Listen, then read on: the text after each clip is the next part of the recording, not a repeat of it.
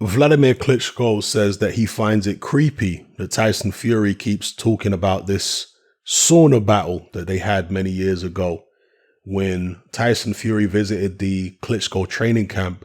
For those of you who don't know the story, just briefly, he visited the Klitschko training camp many, many years ago in, God, when was it? 2011, 2012 or something like that. Many, many years ago. And while he was in the training camp, he noticed that Klitschko would always go in the sauna and spend longer in there than anybody else. And so Tyson Fury went in the sauna with Klitschko, and he was sat in there, I guess mainly in silence, and he was determined to try and outlast Klitschko in the sauna, win these little mental games. And he says that Klitschko got out before he did, and Klitschko looked unhappy. And he then stayed in the sauna for several minutes afterwards, just to show that he was way better at enduring the heat and the steam of the sauna. So, yeah, he saw that as winning a mental battle against Klitschko. And Klitschko now says that's creepy and he's trying to downplay the significance of it. I personally think that there is significance to it. I talked in a recent video about how Tyson Fury is very good at reading the psychology of his opponents or his rivals, particularly when he's in their presence. When Tyson Fury hasn't met somebody, and maybe not so much, but when he's actually met them face to face and he can look them in the eye and he's been around them, he's good at reading their psychology. I'm not saying he's going to get it right every single time, but for the most part, he's good at that. And Vladimir Klitschko was a control freak. Vladimir Klitschko was a guy who liked to bring you into his world where it's all very corporate and it's all very serious and it's all very, God, I'm struggling to come up with the words, but those of you who remember the Klitschko era well, you'll know what I'm talking about. It was all firm handshakes and sharp suits and, all this kind of stuff, all very corporate. And Klitschko would bring you into that world and he would make you feel as though you're not at home. You're in his territory. You're in his world. You're playing by his rules. This was the mentality, particularly of Vladimir Klitschko. You saw it with all his opponents. Very rarely did you see opponents trash talking Vladimir Klitschko. There was a few towards the end of Klitschko's reign. The likes of Kubrat Pulev, obviously David Haye, and Tyson Fury. But for the most part, Klitschko opponents were very respectful. They played the Klitschko game. They would, take his firm handshake. He'd stare them down at the press conference. And Klitschko just looked very, very comfortable in that kind of, world that he created for himself. Tyson Fury understood that he had to come in and shake up that world. So when he looked at Klitschko all those years ago, when he visited him in training camp, he didn't look at him as the great Klitschko and this incredible sportsman and this icon. He didn't look at him like that at all. He referred to Klitschko as just another bare bum in the shower. He said, I was expecting something great and amazing, but when I turned up at the Klitschko camp, I'm paraphrasing here, he said, when I turned up at the Klitschko camp, I just saw another bloke with a pair of boxing gloves on hitting a bag.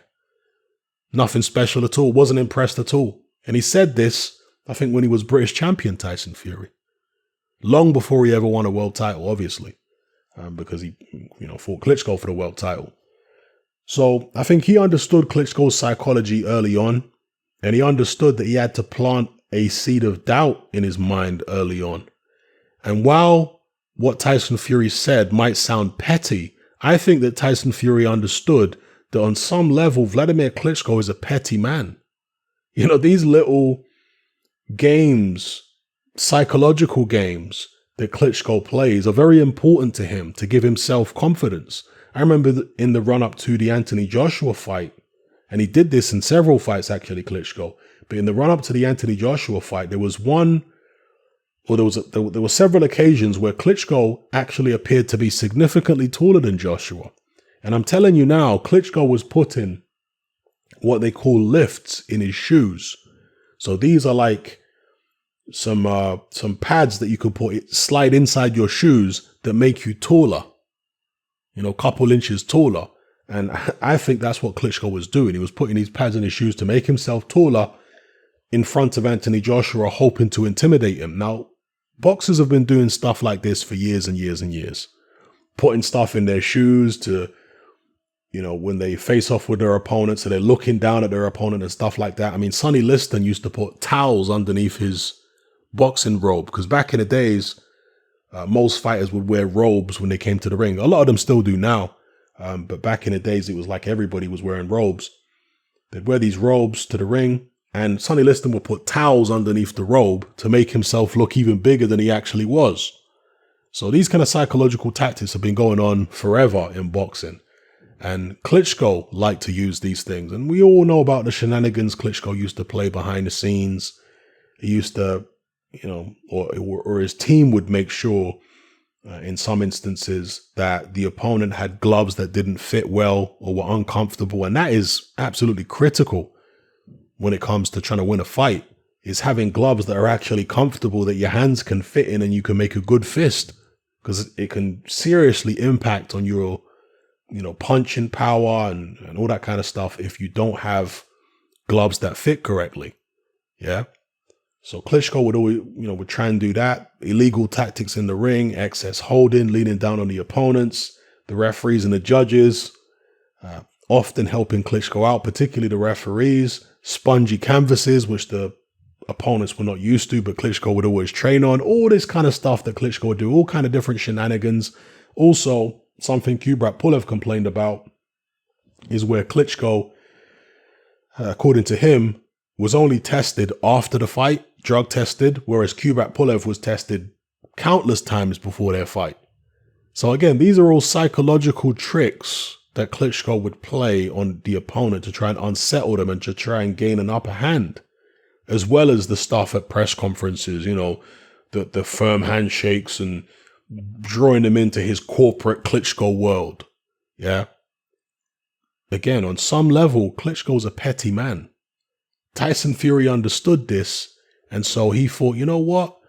I'm going to challenge Klitschko at one of his little petty battles in his own camp and show him that I'm not like these other guys who want to suck up to you and shake your hand and, play your game. I'm not going to play your game. In fact, let me take that back. I'm going to play your game, but I'm going to beat you at your game. I'm not going to play your game the way you want me to play it. As the polite sportsman, because that's how a lot of Klitschko opponents came across. It's all very polite and all very sporting and professional. That's how Klitschko liked it. Whereas Tyson Fury was like, nah, I'm going to come in, upset the apple cart. And he got in there early with Klitschko in the sauna situation. So Klitschko can try and downplay it as much as he wants. I think it was significant. I really do. And it was obviously significant in Fury's mind, again, because he understands the petty nature of Vladimir Klitschko. Petty little things like that mean a lot to Klitschko, which is why he does them. Which is why there are so many petty things that he would do. Yeah, because he relied on those things psychologically. So that's my take on it anyway. Klitschko can dismiss it as much as he wants, but the result is there for all to see. When they got in the ring together, Klitschko couldn't do anything. He was paralyzed by the Gypsy King. Tyson Fury boxed circles around him. He was in his head long before they ever stepped in the ring. And maybe it goes all the way back to that sauna incident, and when Tyson Fury was in training camp, I'm sure that Klitschko noticed Fury had a different kind of energy about him to a lot of the other, young pros who he had in his training camps over the years. And one thing as well with Tyson Fury is that he never sparred Vladimir Klitschko. And personally, I think that's it was good for him to not spar Klitschko, because Klitschko would like to get a read of future opponents by sparring them. And two opponents who Klitschko never sparred, well, there are many others that he never sparred as well, but I'm just going to give you an example of two who he never sparred. He never sparred Bryant Jennings, and he never sparred Tyson Fury. Now, Bryant Jennings did much better against Klitschko than most people expected. He never came close to getting stopped in that fight, and he managed to go the distance. To be fair, because it was in the United States, they didn't allow Klitschko to do all the holding and leaning that he normally does, and it made Klitschko uncomfortable. You could see it in the fight. You could see it in his face and his body language. The fact he wasn't allowed to hold and lean made him uncomfortable and unsure of himself, and he wasn't throwing his punches with the same kind of venom that you would normally see. And then, of course, he fought Tyson Fury, and it was the same kind of thing. He just wasn't comfortable in the fight. Fury got under his skin, got in his head, and managed to outbox him over 12 rounds. So, yeah, anyway, just some musings on the Klitschko-Tyson Fury sauna battle.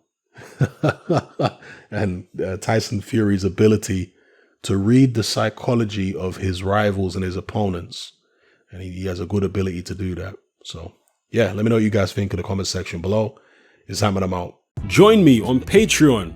I upload a minimum of 2 podcasts every single week, covering a wide variety of controversial topics, as well as live stream Q&A sessions. Take a look on screen right now at some of the podcasts I've produced so far.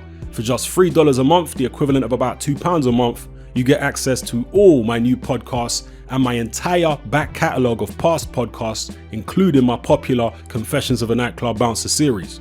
You can listen on your computer or on your smartphone or tablet by downloading the Patreon app from the Google Play Store or the App Store for free. The Patreon app also allows you to download each podcast in MP3.